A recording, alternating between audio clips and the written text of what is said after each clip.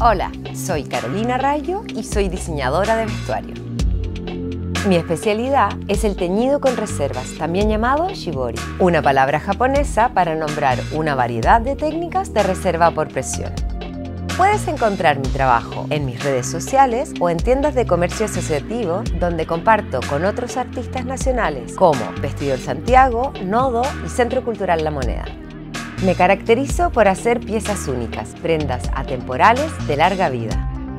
Shibori es un conjunto de técnicas, sin importar país de origen, que a través de prensar y apretar logra crear patrones sorprendentes. En este curso de doméstica aprenderás distintas técnicas de teñido con reservas o shibori.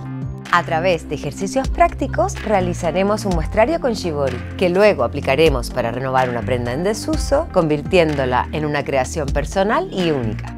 Comenzaremos haciendo un breve repaso por los orígenes y significados de shibori.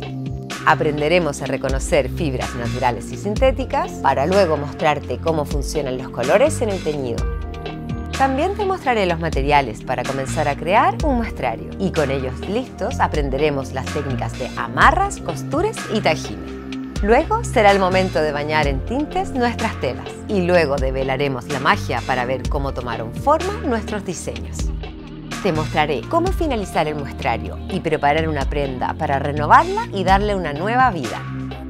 Para terminar, te mostraré otras aplicaciones en las que podrás usar la técnica de shibori.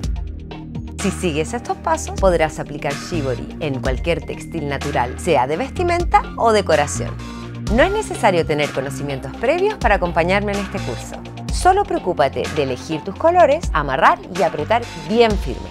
Para teñir necesitarás telas de algodón, elásticos, hilos, agujas, palitos de madera, además elementos de cocina como una olla, cucharón y por supuesto una prenda para renovar.